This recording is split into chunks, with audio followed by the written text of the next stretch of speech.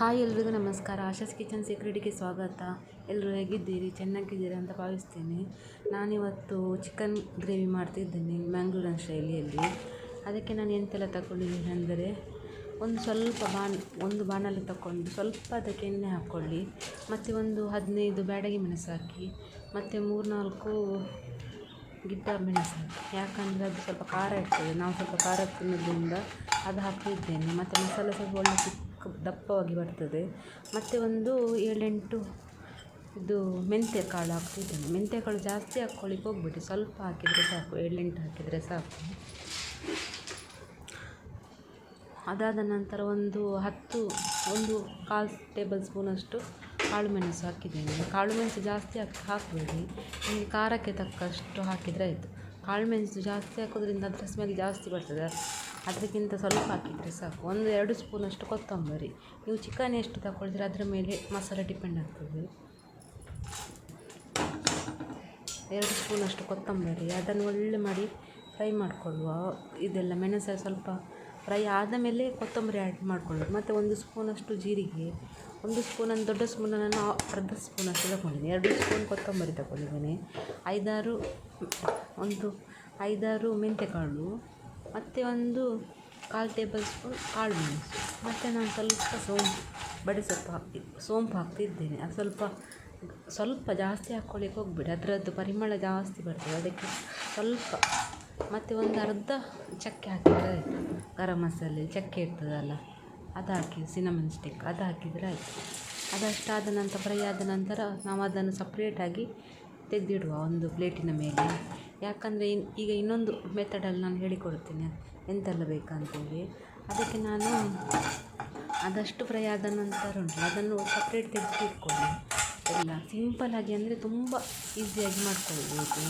ಮತ್ತು ನಾನು ಅದಕ್ಕೆ ಅರ್ಧ ನೀರುಳ್ಳಿ ಹಾಕಿದ್ದೇನೆ, ಅರ್ಧ ನೀರುಳ್ಳಿ.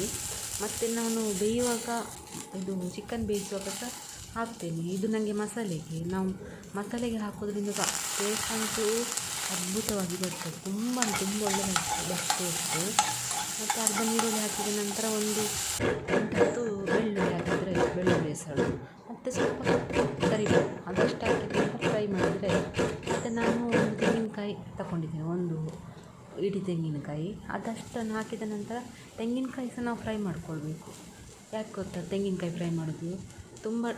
ತೆಂಗಿನಕಾಯಲ್ಲೇ ಸ್ವಲ್ಪ ಪರಿಮಳ ಜಾಸ್ತಿ ಇರೋದು. ಅದು ನಾವು ಫ್ರೈ ಮಾಡೋದ್ರಿಂದ ಪದಾರ್ಥ ಸಹ ಈಗ ನಾವು ಮಾಡಿಡ್ತೇವೆ, ಅದು ಹಾಳಾಗೋದಿಲ್ಲ.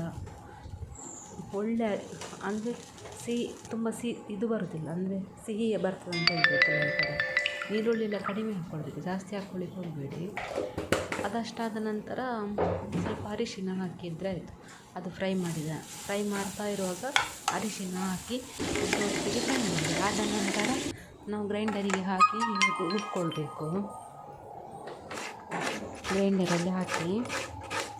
ಮತ್ತು ನಾನು ಅದಕ್ಕೆ ಸ್ವಲ್ಪ ಹುಳಿ ತಗೊಂಡಿದ್ದೀನಿ. ಒಂದು ನಿಂಬೆ ಸೈಜ್ ಸಹ ಬೇಡ, ಸ್ವಲ್ಪ ಸಾಕಿದೆ, ನಿಮಗೆ ಎಷ್ಟು ಬೇಕಷ್ಟು ಹಾಕಿದರೆ ಆಯಿತು ನೀವು ಅಂದಾಜಿಗೆ. ಮತ್ತು ನಾನು ಟೊಮೆಟೊ ಯೂಸ್ ಮಾಡ್ತಾ ಇಲ್ಲ. ಮತ್ತು ನಾನು 2 ನೀರುಳ್ಳಿ ತಗೊಂಡಿದ್ದೇನೆ, ಅರ್ಧ ನೀರುಳ್ಳಿ ಅದಕ್ಕೆ ಹಾಕಿದ್ದೇನೆ. ಮತ್ತು ಇದು ಚಿಕನ್ ಬೇಯಿಸ್ಲಿಕ್ಕೆ ಇಡುವಾಗ ಹಾಕಿದರೆ ಆಯಿತು. ಅದಷ್ಟು ರೆಡಿಯಾದ ನಂತರ ನೀರುಳ್ಳಿ ಸ್ವಲ್ಪ ಪೂರವಾಗಿ ಕಟ್ ಮಾಡಿಕೊಳ್ಬೇಕು. ಮತ್ತು ಇನ್ನೊಂದು ನಾನು ಎಂತ ಮಾಡಿ, ಈಗ ನಮಗೆ ಗ್ರೇವಿಗೆ ರೆಡಿ ಮಾಡಿಕೊಳ್ಬೇಕಲ್ಲ, ನಾನು ಒಂದು ಮಣ್ಣಿನ ಪಾತ್ರೆ ಇಟ್ಕೊಂಡಿದ್ದೇನೆ. ಅದು ಬಿಸಿಯಾದ ನಂತರ ಅದಕ್ಕೆ ಸ್ವಲ್ಪ ತೆಂಗಿನೆಣ್ಣೆ ಹಾಕಿದೆ, ಮತ್ತು 1 ಸ್ಪೂನಷ್ಟು ತುಪ್ಪ ಹಾಕಿದ್ದೇನೆ. ತುಪ್ಪ ಹಾಕಿ ಸ್ವಲ್ಪ ಬಿಸಿಯಾದ ನಂತರ ಸ್ವಲ್ಪ ಸಾಸಿವೆ ಹಾಕಿ, ಜಾಸ್ತಿ ಹಾಕಿದ್ದೇನೆ, ಸ್ವಲ್ಪ ಹಾಕಿದರೆ ಸಾಕು. ಮತ್ತು ಸ್ವಲ್ಪ ಕರಿಬೇವು ಸೊಪ್ಪು ಹಾಕಿದ ನಂತರ ನಾವು ನೀರುಳ್ಳಿ ಕಟ್ ಮಾಡಿರ್ತೇವಲ್ಲ, ಅದನ್ನು ಹಾಕಿದರೆ ಆಯಿತು. ಅದನ್ನು ಒಳ್ಳೆ ಮಾಡಿ ಫ್ರೈ ಮಾಡಿಕೊಳ್ಳಿ, ಸ್ವಲ್ಪ ಕಲರ್ ಚೇಂಜ್ ಆಗೋ ತನಕ ಫ್ರೈ ಮಾಡ್ತಾಯಿರಿ. ಸ್ವಲ್ಪ ಕಲರ್ ಈಗ ಬ್ರೌನ್ ಕಲರ್ ಟೈಪ್ ಬರಬೇಕು, ತುಂಬ ಡಾರ್ಕ್ ಬ್ರೌನ್ ಅಲ್ಲ, ಸ್ವಲ್ಪ ಲೈಟ್ ಗೋಲ್ಡನಲ್ಲಿ ಬಂದರೆ ಸಾಕು. ಅದಷ್ಟಾದ ನಂತರ ನಾವು ಚಿಕನನ್ನು ಒಳ್ಳೆ ಮಾಡಿ ಅರಿಶಿನ ಹಾಕಿ ತೊಳೆದಿಟ್ಟಿದ್ದೀನಿ. ಅರಿಶಿನ ಯಾಕೆ ಹಾಕೋದ್ರಂದರೆ ಅದು ಸ್ಮೆಲ್ ಇರೋದಿಲ್ಲ, ಅರಿಶಿನ ಹಾಕಿ ತೊಳೆಯೋದ್ರಿಂದ ಸ್ಮೆಲ್ ಹೋಗ್ತದೆ ಚಿಕನಲ್ಲಿದ್ದ. ಅದಷ್ಟು ಹಾಕಿದ ನಂತರ ನಾನೀಗ ಈರುಳ್ಳಿ ಎಲ್ಲ ಫ್ರೈ ಆದ ಮೇಲೆ ಉಂಟಲ್ಲ, ಅದು ಹಾಕ್ತೇವೆ. ಚಿಕನ್ ಹಾಕ್ತೇವೆ, ನಾನು 1 kg ಚಿಕನ್ ತಗ್ತಿದ್ದೇನೆ. ನೀವು 1 ಕೆ ಜಿ ಅಷ್ಟು ತಗೊಂಡ್ರೆ ಈರುಳ್ಳಿ 2 ತಗೊಂಡ್ರೆ ಸಾಕು. ದೊಡ್ಡ ಈರುಳ್ಳಿ 2 ತಗೊಂಡ್ರೆ ಸಾಕು. ಅದಷ್ಟು ಫ್ರೈ ಆದ ನಂತರ ಚಿಕನನ್ನು ಹಾಕಿ ಒಳ್ಳೆ ಮಾಡಿ ಒಂದು ತಿರುಗಿಸ್ತಾ ಇರಬೇಕು. ಅದು ಈರುಳ್ಳಿ ಎಲ್ಲ ಕೆಳಗಿರ್ತದಲ್ಲ ಅದು ಮೇಲೆ ಬರೋ ತನಕ ತಿರುಗಿಸ್ಬೇಕು. ಮತ್ತು ಸ್ವಲ್ಪ ಅರಿಶಿನ ಹಾಕ್ತೇನೆ. ಅರಿಶಿನ ನಾನು ಯಾಕೆ ಹಾಕ್ತಿದ್ದೀನಿ ಅಂದರೆ ಅದು ಬೇಯುವಾಗ ಸಹ ಅದರಲ್ಲೇ ಬೇಯಬೇಕು ಅದು ಅರಿಶಿಣದಲ್ಲಿ. ಸ್ವಲ್ಪ ನಾವು ಈಗ ಇದಕ್ಕೆ ತೆಂಗಿನಕಾಯಿ ಫ್ರೈ ಮಾಡುವಾಗ ಹಾಕಿದ್ದೇವೆ. ಹಾಗಾಗಿ ನಾನು ಸ್ವಲ್ಪ ಅರಿಶಿನ ಹಾಕಿದ್ದೆ. ಅದಷ್ಟಾದ ನಂತರ ನಾವು ಗ್ರೈಂಡರಲ್ಲಿ ಹಾಕಿ ನಮ್ಮದು ಮಸಾಲೆ ರೆಡಿ ಹಾಕಿದೆ. ಮಸಾಲೆ ರೆಡಿಯಾದ ನಂತರ ಈಗ ನಾವು ಚಿಕನ್ ಬೇಯಲಿಕ್ಕೆ ಇಟ್ಟಿದ್ದೇವೆ ನೋಡಿ, ಅದಕ್ಕೆ ಆ ಮಸಾಲೆ ಹಾಕ್ಲಿಕ್ಕೆ ಹೋಗಬೇಡಿ. ನಾವು ಗ್ರೈಂಡರನ್ನು ತೊಳೆದ ಮಸಾಲೆ ಉಂಟಲ್ಲ, ನೀರು, ಅದನ್ನು ಹಾಕ್ಕೊಳ್ಳಿ. ಜಾಸ್ತಿ ಹಾಕ್ಕೊಳ್ಬೇಡಿ, ನೀರು ಆಗ್ತದೆ. ಮತ್ತು ನೀವು ಲೆಕ್ಕಕ್ಕೆ ಎಷ್ಟು ಬೇಕು ನಿಮಗೆ, ತೆಳು ಬೇಕಾ ದಪ್ಪ ಬೇಕಾ ಅದು ನೋಡಿಕೊಂಡು ಹಾಕ್ಕೊಳ್ಳಿ. ಮತ್ತು ನಾನು 1 ಸ್ಪೂನಷ್ಟು ಕಲ್ಲುಪ್ಪು ಹಾಕ್ತಿದ್ದೇನೆ. ಕಲ್ಲುಪ್ಪು ನಾವು ಜಾಸ್ತಿ ಯೂಸ್ ಮಾಡೋದು ಮೀನಿಗಾಗಲಿ ಚಿಕನಿಗಾಗಲಿ ನಾವು ಯಾವುದಕ್ಕೆ ಸಹ ಕಲ್ಲುಪ್ಪೆ ಜಾಸ್ತಿ ಯೂಸ್ ಮಾಡೋದು.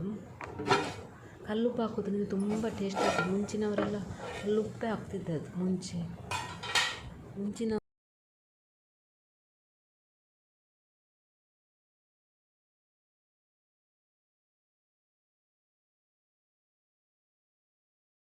ಈಗ ನಾನು ಮಸಾಲೆ ರೆಡಿ ಮಾಡಿಟ್ಟಿದ್ದೇನಲ್ಲ ಗ್ರೈಂಡ್ ಮಾಡಿದ್ದು, ಅದು ಬೆಂದ ನಂತರ ಚಿಕನ್ ನಾವು ಬೇಯಿಸಿದ ಆದ ಮೇಲೆ ಇದು ನಾವು ಕಡ್ದಿಟ್ಟ ಗ್ರೈಂಡ್ ಮಾಡಿರ್ತೇವಲ್ಲ ಅದು ಮಸಾಲೆ ದಪ್ಪ ಮಸಾಲೆ ಹಾಕಿದರೆ ಆಯಿತು.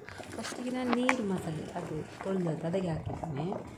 ಅದು ಹಾಕಿದ ನಂತರ ರುಚಿಗೆ ಎಷ್ಟು ಬೇಕು ಉಪ್ಪು ಹಾಕಿ ಆಯಿತಲ್ಲ, ರುಚಿ ನೋಡಿ ಮತ್ತೆ ಬೇಕಾದರೆ ಉಪ್ಪು ಹಾಕ್ಬೋದು. ನಾನು ಲಾಸ್ಟಿಗೆ ಕೊತ್ತಂಬರಿ ಸೊಪ್ಪು ಹಾಕ್ತಿದ್ದೇನೆ. ನಮ್ಮ ಮ್ಯಾಂಗ್ಳೂರಿನ ಶೈಲಿಯ ಚಿಕನ್ ಗ್ರೇವಿ ರೆಡಿ ಆಗಿದೆ. ಇಷ್ಟ ಆದರೆ ನನ್ನ ಚಾನಲ್ ಸಬ್ಸ್ಕ್ರೈಬ್ ಮಾಡಿ, ಶೇರ್ ಮಾಡಿ, ಕಮೆಂಟ್ ಮಾಡಿ. ಇಷ್ಟ ಆದರೆ ಕಮೆಂಟ್ ಮಾಡಿ ಎಲ್ಲರೂ. ಇನ್ನೂ ಸಹ ಒಳ್ಳೊಳ್ಳೆ ರೆಸಿಪಿ ಜೊತೆ ಸಿಗ್ತೇನೆ. ನಮ್ಮ ಮ್ಯಾಂಗ್ಳೂರನ್ನಾಗಿರ್ಬೋದು, ಉಡುಪಿ ಶೈಲಿಯಲ್ಲಿ ಆಗಿರ್ಬೋದು ಎಲ್ಲ ನಾನು ತೋರಿಸ್ಕೊಡ್ತೇವೆ. Thank you so much.